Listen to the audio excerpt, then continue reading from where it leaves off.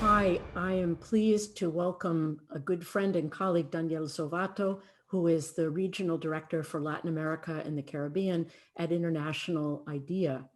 Daniel, how do you think the next administration is going to be viewed in Latin America?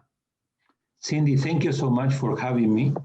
In my view, Biden's victory is viewed by most government and scholars in the region, I will say, with a moderate optimism. And there are good reasons for that.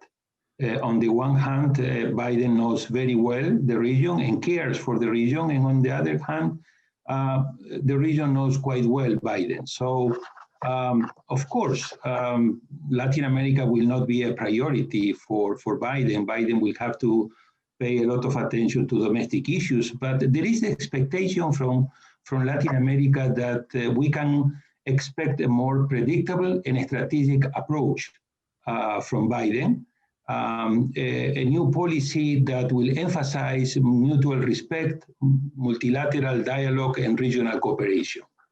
And so far, if we analyze the reaction of the different presidents in the region, we see that many of the presidents have already recognized Biden's victory and also congratulate him and express the interest to work with him, with two big exceptions. That is Bolsonaro, the president of Brazil, and López Obrador, the president of Mexico, that these two leaders have not yet recognized Biden's victory. Also, it's very important to see which has been the reaction coming from the three authoritarian regimes, Cuba, Venezuela, and Nicaragua. And the three leaders have recognized Biden's victory and expressed the interest to reset in a more positive terms the relation with Biden. Thanks. You mentioned the word expectations. If the new President-elect Biden can only do a few things in the region, what would they be, and what do you think really should be the thematic priorities for the next U.S. president? Cindy, I see four main priorities. Number one, helping Latin America to combat the coronavirus pandemic. Second, investing in the economic and social recovery of the region. Third, increasing the democratic resilience and at the same time improving the political stability of the region. And four, I will say it will be very important for Biden's administration to try to balance the role of China in the region. Of course, there are other issues like to have a new approach for immigration, and also to give more attention to climate change. And two final comments on this. Next year, in the United States will take place the Summit of the Americas. So I think that this is going to be a very good opportunity from both sides, from the United States and from Latin America, to really put in place this common agenda and to really, I will say, strengthen the leadership from both sides in order to really put in place a good strategic partnership.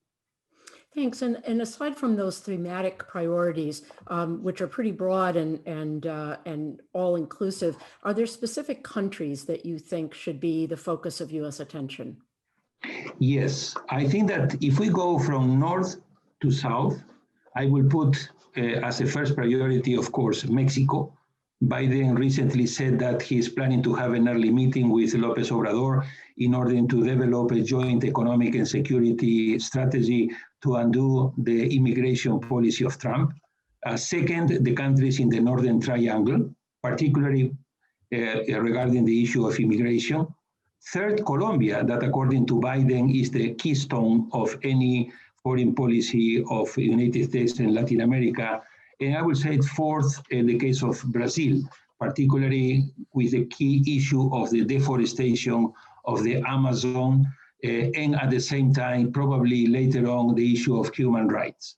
But also, I think that Biden will have to pay particular attention how to deal with Cuba and with Venezuela. Both are very sensitive countries and issues for the internal domestic electoral issues in the United States, as we saw in the last November election, and the case of Nicaragua. So I think that these, in my view, are the key countries where a new foreign policy of Biden will have to pay special attention. Neil, thanks so much. There's obviously much more we could discuss, but we have a limited amount of time. Thank you so much for joining us. Thank you so much for your invitation, Cindy.